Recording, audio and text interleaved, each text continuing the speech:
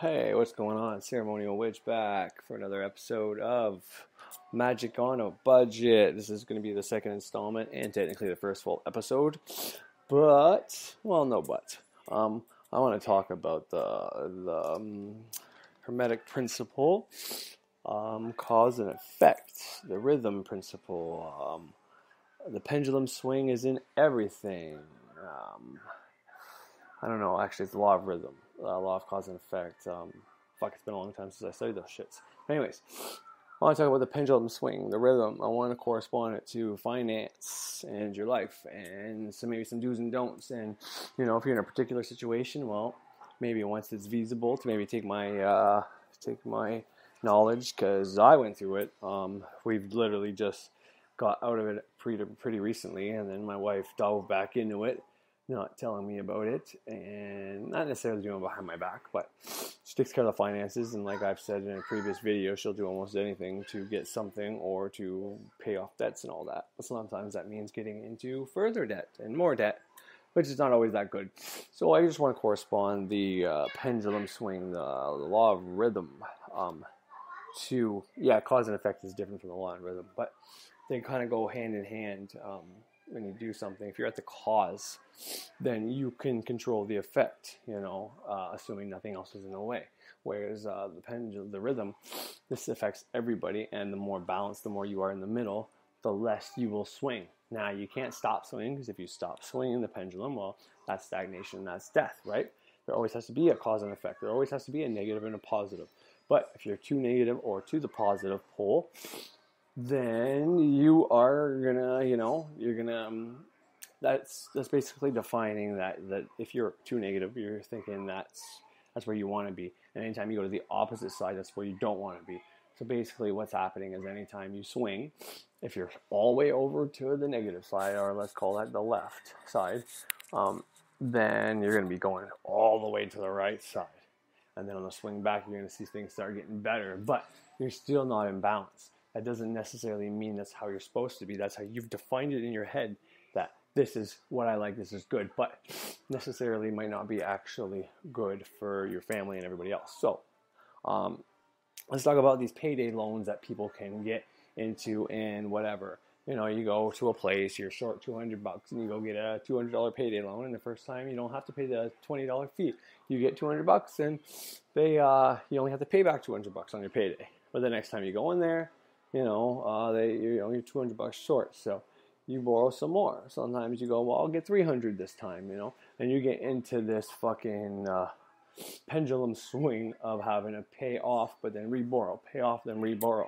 And basically every time you reborrow, that's when you're happy, because you now have the money. Yeah, you're not happy about you're having to pay it off and all that, but, to you it's the same thing, You paid off that money that you owed and you reborrow. You paid off that money, you reborrow, And you are losing money every time, but you're not really noticing it. So that becomes your good. And then the bad is when you have to pay it off, or when you're really broke and you can't go get a payday loan. You're using your payday loan now to make up for your actual income. You kind of fucked yourself in a sense. But it's what people do. It's what we all do. I've done it. We've done it. Fucking huge. I had payday loans that were $1,200, and I had to pay back like $15 every time, which was more than my check at one point. And because I missed a few days during that week, and I was minus, and so I stopped paying it. And that's part of my bankruptcy and shit like that.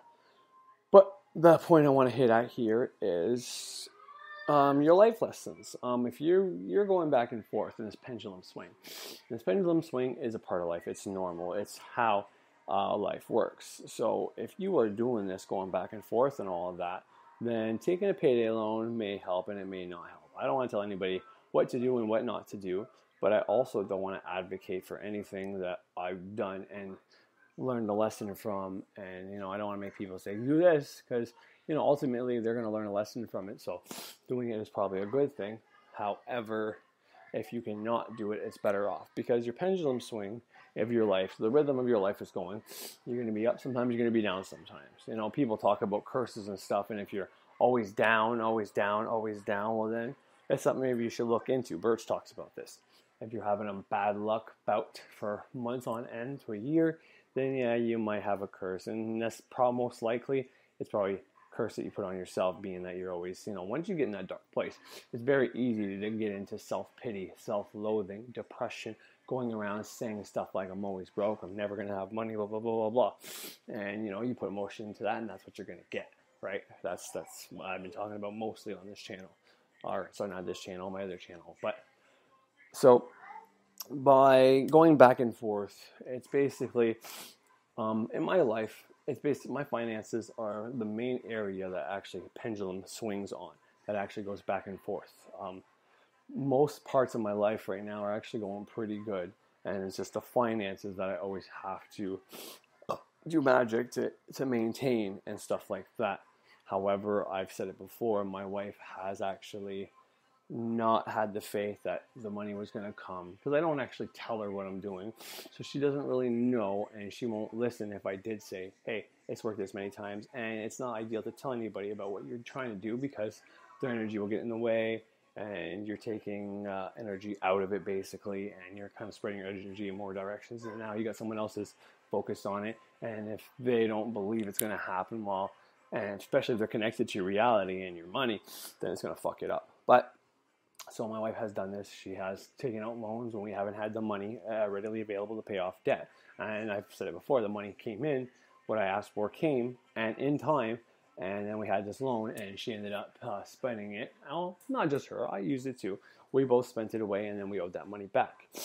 However, these things are there. This pendulum swing is there to teach you a lesson. And I know it's hard, and I know you can't always see what's going on, and it's very hard to just believe that the money is going to come and everything's going to be okay. But that is the ideal state of mind to get into. Now, you may not always be able to do that. You may not always be able to just hope for the best and have absolute faith, and that's where these loans can come in and help. And as long as you keep it relatively small, it shouldn't be that big of an issue. But if it's a very large loan, then you can get yourself into trouble. And basically what you're doing is, if your pendulum is swinging in the direction that you don't like, and you go take this loan, you're basically taking that pendulum and you're pushing it back to the way you want. You're saying, no, I don't want to be broke. I want money. I need to pay my bills, blah, blah, blah, blah, blah. However, and you can think of this logically yourself, but if you really think about it, paying a bill with a loan and saying you're just going to pay it back on payday, you're just going to be just as broke then and still have more bills coming in, and things you're going to have to deal with. So basically, you're pushing that pendulum in the opposite direction.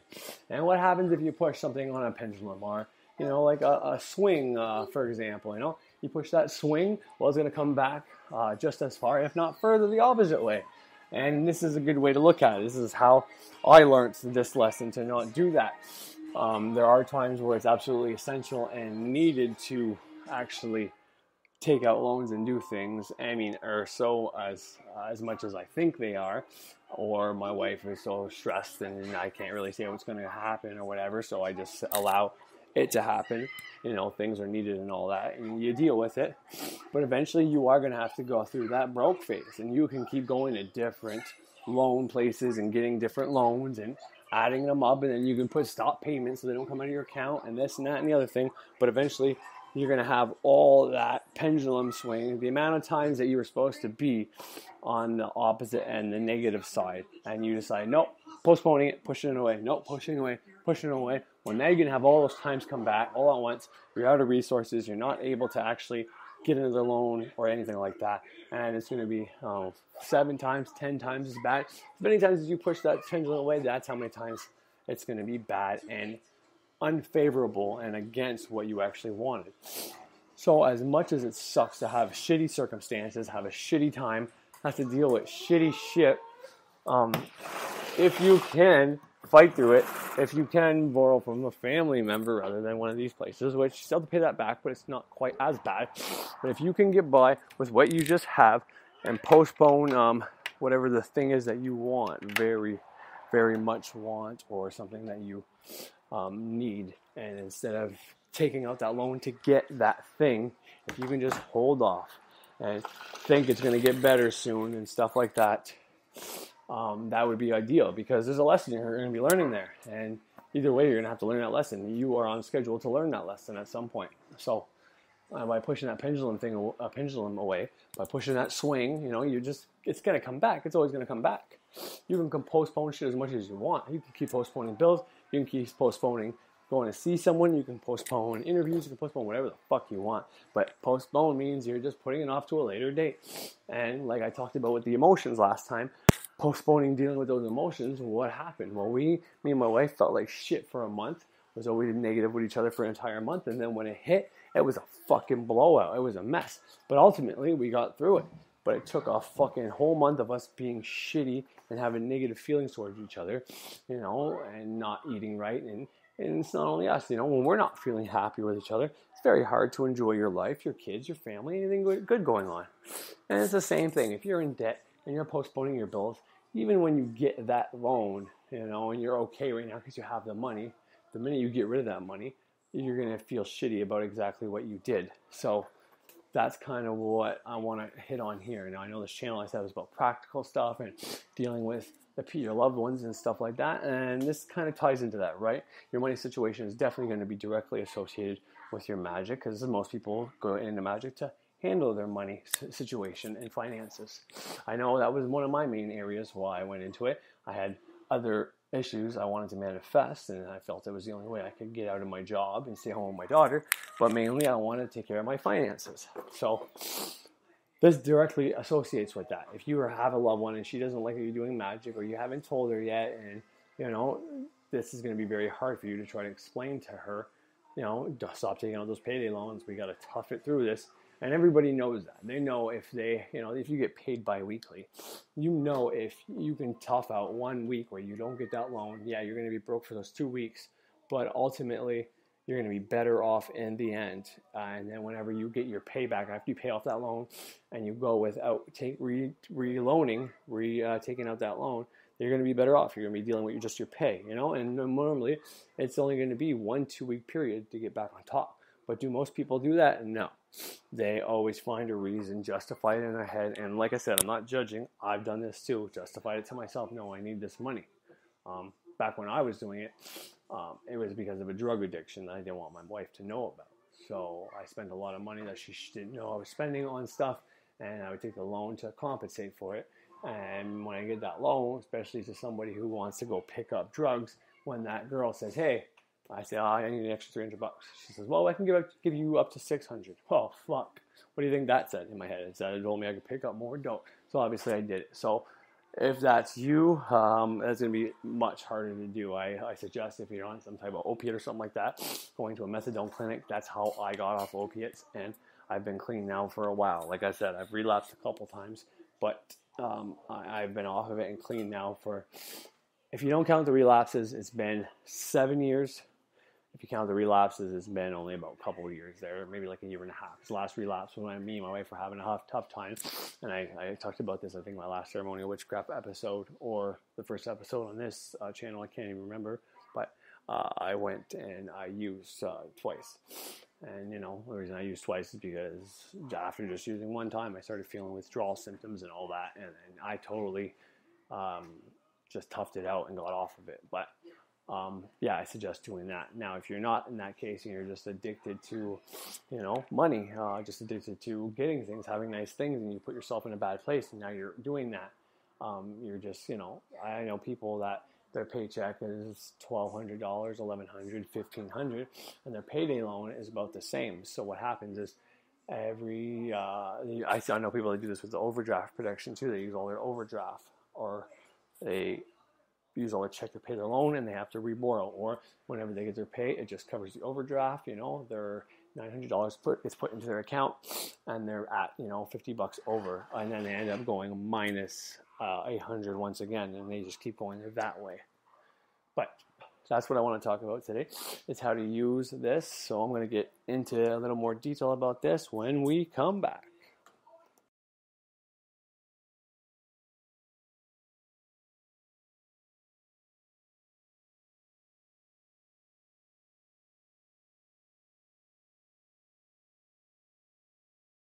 Polarity.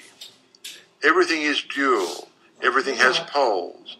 Everything has its pair of opposites. Like and unlike are the same. Opposites are identical in nature, but different in degree. Extremes meet. All truths are but half-truths. all paradoxes may be reconciled. The Kybalion.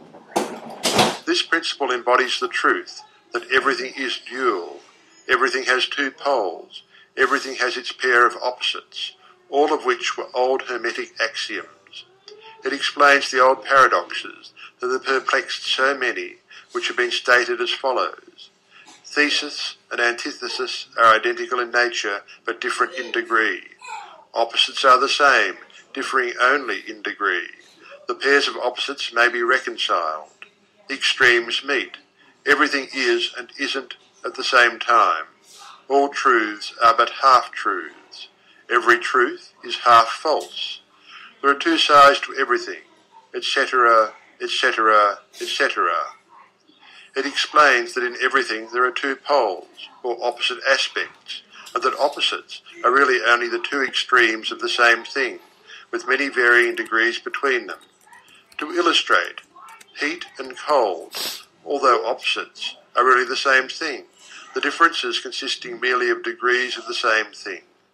Look at your thermometer and see if you can discover where heat terminates and cold begins.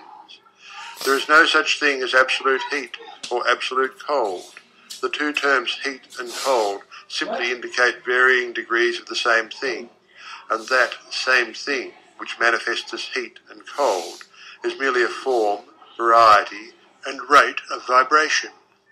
So heat and cold are simply the two poles of that which we call heat, and the phenomena attendant thereupon are manifestations of the principle of polarity. The same principle manifests in the case of light and darkness, which are the same thing, the difference consisting in the varying degrees between the two poles of the phenomena. Where does darkness leave off and light begin? What is the difference between large and small, between hard and soft, between black and white, between sharp and dull, between noise and quiet, between high and low, between positive and negative?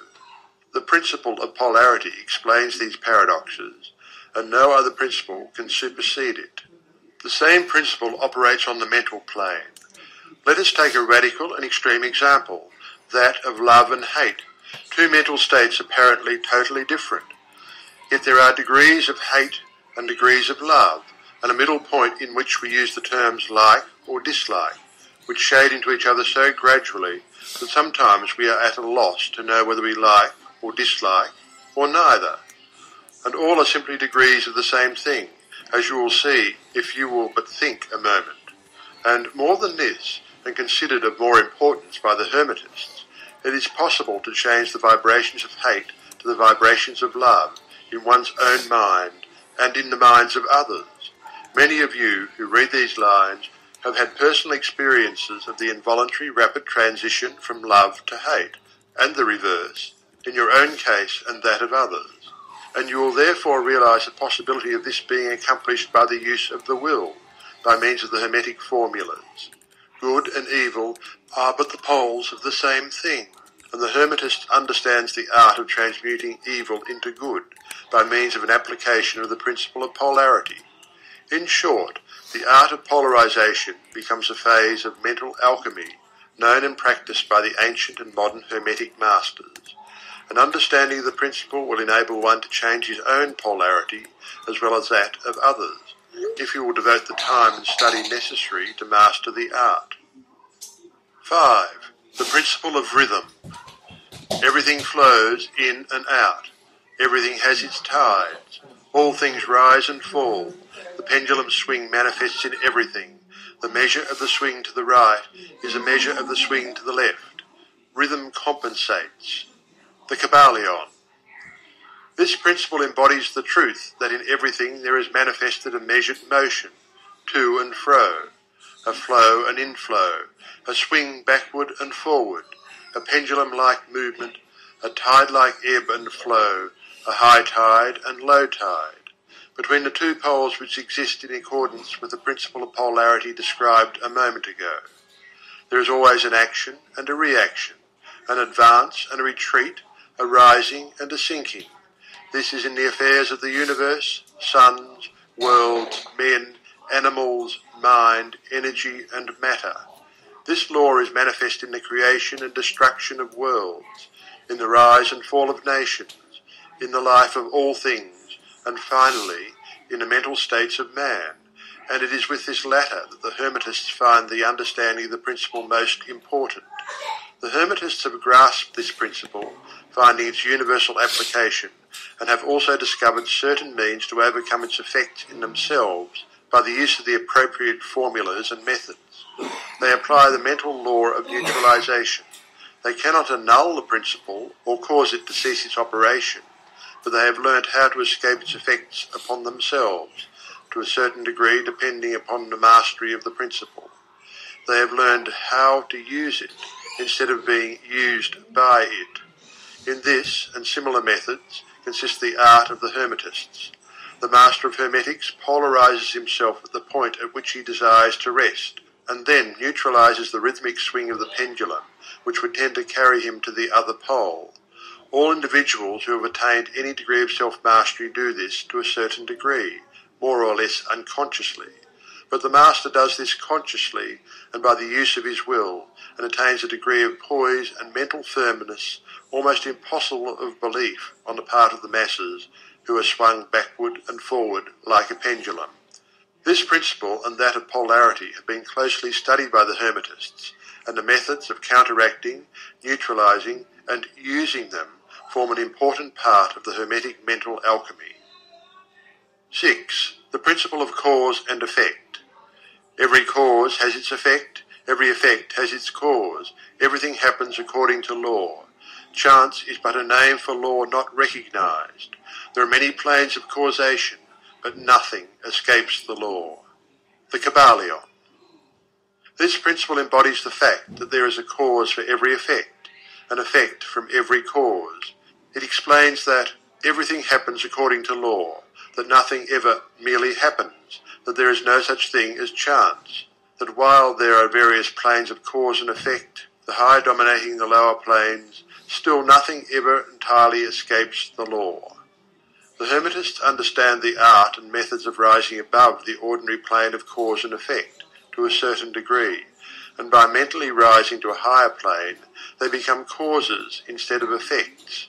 The masses of people are carried along, obedient to environment, the wills and desires of others stronger than themselves, heredity, suggestion, and other outward causes moving them about like pawns on the chessboard of life. But the masters, rising to the plane above, dominate their moods, characters, qualities, and powers, as well as the environment surrounding them, and become movers instead of pawns. They help to play the game of life, instead of being played and moved about by other wills and environment. They use the principle instead of being its tools. The masters obey the causation of the higher planes, but they help to rule on their own plane. In this statement there is condensed a wealth of Hermetic knowledge. Let him read who can. 7. The principle of gender. Gender is in everything. Everything has its masculine and feminine principles.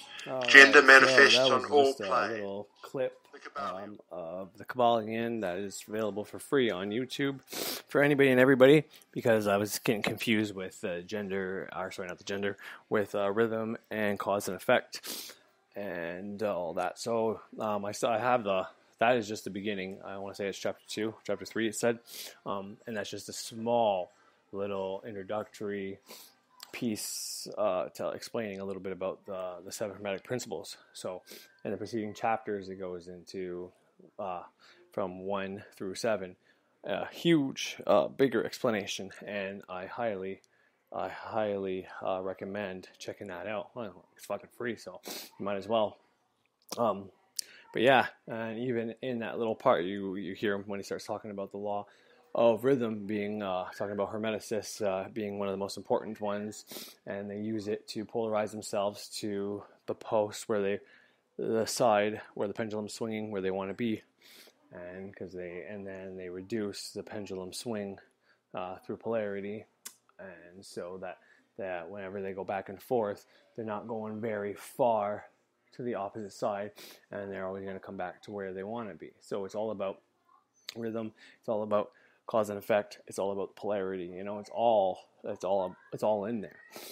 So where you need to figure out first where you want to be, what you want, and then from there you need to reduce the things that are going to cause you to go further away from that. But anyways, I was trying to compare that and give you a real world version that you can understand, or that you can kind of see how it works. And I was using loans. And this can work for anything. You want that house. You go and you gotta get your credit right.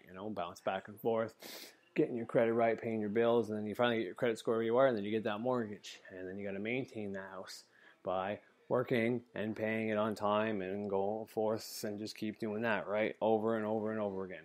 And you're going to keep going through hard times. But ultimately, you establish that your goal is having that house, maintaining that house. So you got to keep working to maintain that house. It's all about figuring out how you want. And like I said, if you're in the middle, if you're not, like when I say depolarized and being in the middle, that's not being in the middle of the pendulum swing. The pendulum swing, is kind of like the moon waxing and waning. It's always going back and forth, full to not full, or going up to full, and then going back down to zero. That's basically it, going from its two sides over and over again. It's more secular than anything, but that's how the pendulum swings. You're continuously going from where you want to be to a little further away, in between where you want to be, where you don't want to be, and then you go all the way to where you don't want to be. And then you start going back to the middle, and then you're back to where you want to be, okay? It just keeps going back and forth like that. So by depolarizing yourself, the two opposite places, if you want to be rich, well, poor is the opposite place. If you become depolarized and you see that being rich is not, it's great to take care of your family, it's great to have money, it's great to have a healthy relationship to money, it's great to have a great mindset for money, to attract money, but you realize that being rich is not the all end all. It's not going to be what you're striving for. It's not going to fix absolutely every problem, but you will be able to enjoy life better and stuff like that. And you have a broader view of it, and you've studied how the world works. You understand a little bit about law and contracts, and you read your Charter of Rights and Freedoms in Canada, or in the States, the Constitution, and you see certain things where, people can threaten you, creditors can threaten you, creditors can come after you for money, and as soon as you acknowledge that you are said person and you owe the money and you are in breach, then you are responsible for paying them. But if you do a little bit of research and you figure out the do's and don'ts and how they breach the contract, just like you breach the contract, then you can figure out a way to get out of said bad places. And at the very least, even if you don't want to do that, even if you do all the research and it's sound information, you've seen people have done it and you possibly think you can do it, even if you don't want to go through on it, just having that perception and knowing that you can fight this is going to help you, because you're going to have another course of action. See, whereas my wife doesn't believe this stuff is true or not, as soon as she sees debt creeping in and the lack of money and stuff like that, she starts being overwhelmed, freaking out, getting anxious, having anxiety and sadness, depression, and getting mad at everybody comes in sight, right? Whereas me, when I see those things, I don't see that. I see opportunities. Okay, well, all this shit I learned in the past, if it gets to that really bad spot where they're threatening to garnish your wages, or they're threatening to take the house or the cars, then I have all this information that I've already absorbed, written down, learned. I can put it all into practice and fight these things and see if it works. And in all honesty, it does. The one thing I have done is just one of the collection agencies that was coming after me for one of the loans that I'm actually talking to you about called me up, and I said, he called me up and I asked for an initial contract that I signed with, I want to say it was Cash for You. And so they sent it to me. They had Cash for You sent to me via email. And then nowhere in there said this was a consumer purchase or a consumer, I forget what it was, but there's a specific word that had to be on there that they were selling me. This is a consumer something. I forget what it was. And it wasn't on there.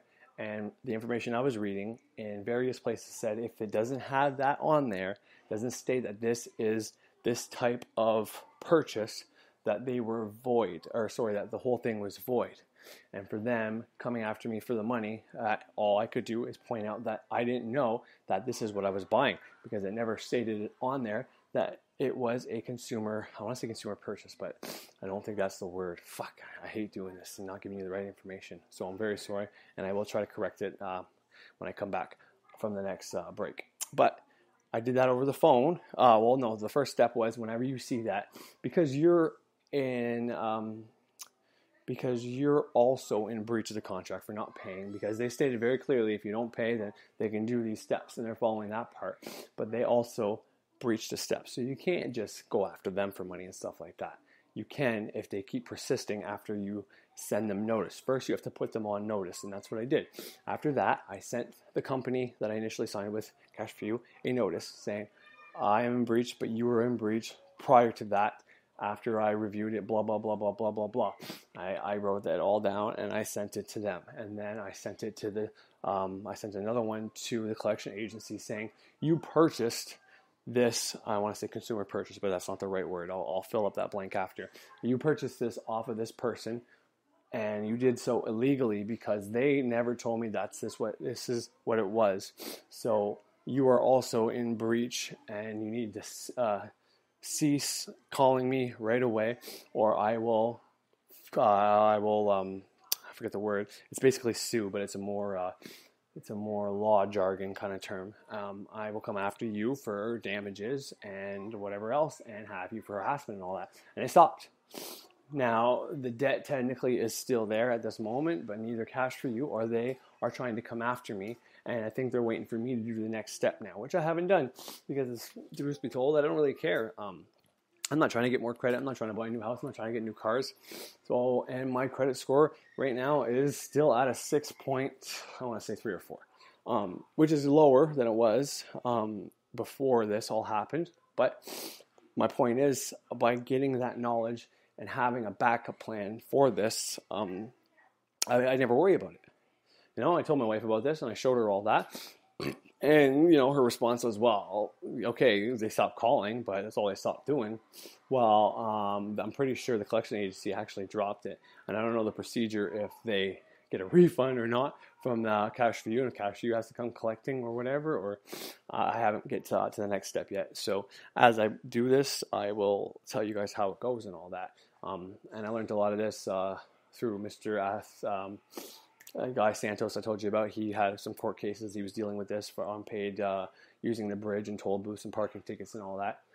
And then from him, I went to various other people seeking the information, and there was a guy from Canada, from Montreal, Quebec, who was doing all the provinces in their law, and he said to look at the Charter of Rights and Freedoms, and because if you don't claim to be a free person, because our birth certificate is basically a certificate saying we're a stillborn, so all the money attached to that birth certificate is for the government of Canada and all that. And if you go down to the courthouse, your municipal courthouse, you can fill out some forms. It probably costs a little bit of money, and you kind of need a notary to do some of the things that you need to send out and all that. But you can fill out the forms and say that you are not a stillborn, that you are a live person, and that is a record of your live birth.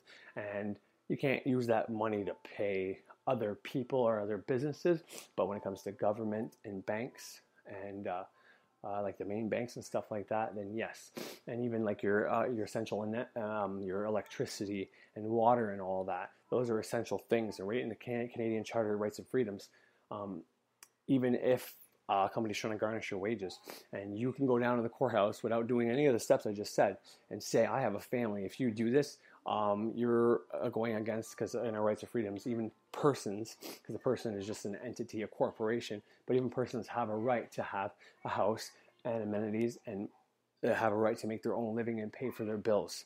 So if anybody tries to take that away from you and you can't afford and you start losing stuff, you can actually go to a judge, and the judge can overrule them, and they can't come after you. Now, I've never done that procedure, but I read that it's in there for Canadians anyways to be able to do that. So it's something worth looking into. But no one tells you this information, and you don't know it. So basically what happens is you owe some money, they come after you for the money, you acknowledge that you fucked up, you make a deal with them, and you start paying them off. Or worse, they say they're going to garnish your wages, and if you don't do any research, you end up getting fucked, and they can actually garnish your wages, but you end up actually signing off on it when you think you're signing something else, or however it works. Point is, if you do a little bit of research and information, you can find out that all that is illegal and it's not right, and they shouldn't be allowed to do any of this. But I have gotten that far with the loan process already. I have sent them a notice, told them they were in breach, to cease and desist order was what I was trying to get at earlier, immediately, or anything further is going to be considered harassment and come after you for damages, basically. And they had stopped. Now I don't know what it's at. Haven't looked at it in a while. I consider that a win in my book because I don't really care. And right now, I keep checking my credit score. It's not going down. The minute that goes down because of that, then yes, I'm going to contact them and say, what are you doing? You're affecting my credit report after I proved you were in breach, the same way you proved I was in breach, and coming after me for compensation. But I proved you were, so that makes the contract null and void, and there should be no further repercussions or payments or anything happening. So when that happens, that's what I'm going to do. That I don't think I need to keep pursuing it because there's not really any money or gains in it for me. It's only for cancellation. So as long as they don't do anything else to further hurt my credit or try to take money from me, there's no reason for me to continue or be persistent with it. The minute they do, then I have the upper hand once again, since they are once again in breach and doing something I already put them on notice for not to do. And then I can, probably sue them or something to that effect. So for me, and this is how I work for almost everything, I like to sit and wait, and if someone does something they're not supposed to do, come after them for that. Instead of just going and saying, hey, you did something you didn't do, give me some money. I'll just wait because I'm not hurting. I'm not hurting right now. I'm not minus any funds or anything like that. But this is something that can help you with the pendulum swing. If you're having a hard time going back and forth and you keep reloaning, I urge you, I beg of you to do some research for your municipality, your country, and even if you don't put it into practice like I started doing, it'll still be in the back of your mind as another option, and it will help you de-stress. You go from a very small, limited point of view thinking, you're fucked. I took this money, I need to pay it back. I can't take any more loans. I don't know what to do. I'm going to lose all my house and all that. The more you think about that, the more likely it's going to happen. When you open up avenues that your mind can go to different places, and then you actually start searching, in the search for knowledge, you gain wisdom, and this wisdom will help your pendulum start swinging back the other way without having to make any payments, losing any money or anything. You will start moving your spot on the pendulum where you think is a good area, where the good starts to go to bad. All right, that's the main part of the pendulum. People think it's about the one side or the other side, and the point I was trying to get at, and I'm finally getting to it, is the most important part of the pendulum is the middle part, where the guy on the Kabbalion recording said, where cold meets hot. Where is that line for you? And the wider you make that line, that's better for you, because you're on a pendulum, you're in the middle more than anything, right? You're not on the right very long, and you're not on the left very long. What are you doing? You go to the right, then you start going to the left. Then you go to the left, you start going to the right. So always on the forward swing and the back swing, you're hitting the middle more than anything. Because you get to that point, you almost stop, and then you come back the other way, right? That's how it keeps working. So you want to define that spot in the middle. Where is that spot in the middle for you? All right, because that's where you need to be. If you define your spot as rich, way over here on the left, or super powerful, or religious, and shun money all the way on the right, then you're going to have a hell of a time, because you're going to keep going back and forth. You're only going to be there for a small amount of time, because the whole time you're going from, say your point's at the right. Well, you got to go all the way to the left, and then you got to come all the way back, and then boom, you're back at your spot. Whereas if you're in the middle, where you want to be is where it's in the middle, that middle ground, where, a little bit of rich is good, a little bit of poor is good, a little bit of spirit is good, where everything is good all around you, on both sides, equally balanced. That's where you're going to be most of the time. And your pendulum swing is going to be faster, and you're going to define your 2 points on both sides. You want to find the good on both sides of that pendulum. Boom, boom. And then this way, in the middle, is also still pretty fucking good. You know what I mean? You're making your pendulum swing from being, however big it is, and you're reducing it to where you're only swinging where that middle ground was at first, where you wanted it to be. Because eventually, that's what you're doing. That's how I interpret the Kabbalion when he says what hermeticists do. They find the spot they want to be, they polarize themselves there, and they control the pendulum swing. So everything is always within that spot where they've defined as where they want to be. That's how I have done it in my head, and that's what I try to strive to do every day. And by opening up your mind and, instead of just thinking, I'm wrong, I got to pay these people, you look at other ways. Well, can a normal person take this? Is there something they did wrong? Is there another way I can get out of this? And you open up your mind and you find these resources that are out there. Trust me, they're out there. Then you're going to define your space a little bit better, because when you're on the poor side, you're going to have something to look forward to. Like me, like I said, whenever this shit happens, it's like, well, fuck, now I can put all that knowledge I got to play. And then we're on the side where money's not an issue and everything's working good. Well, then, yeah, that's also great. My wife's happy. Everybody's happy.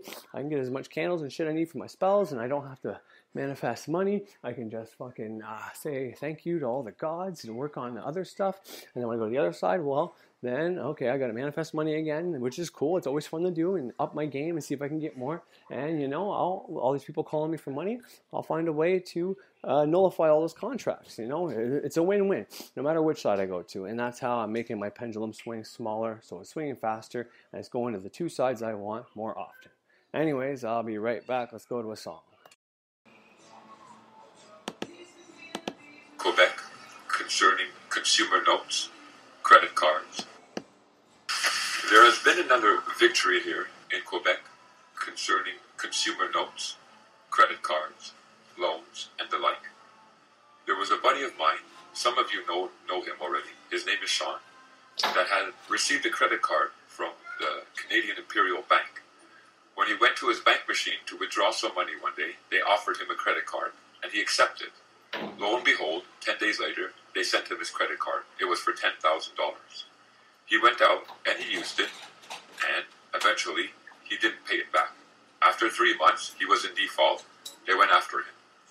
He sent them letters and told them to leave him alone because their contracts were void and null because they were not following the enactments that give them the right to produce these contracts. He said that if they didn't leave him alone, he would charge them $60,000. They still pursued after him. He went into court. He had an argument. He had it out with the judge. He told the judge about all the false actions that this company is doing concerning their credit contracts and why he shouldn't be bound to have to repay this amount, this artificially created amount. The judge was very opposing against him and was trying to avoid all the situations and all the operations of law that Sean was calling him. In the end, the judge did indeed rule against him and say, you owe the credit card company $10,000. Sean then said, thank you very much. Based upon your actions, I will take my next steps in law to preserve my rights.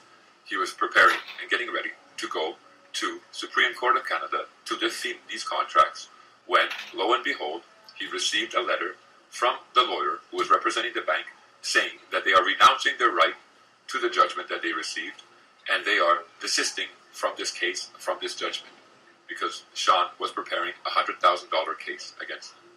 So they don't want to be brought in. They don't want to have to face their actions. Just another little victory here.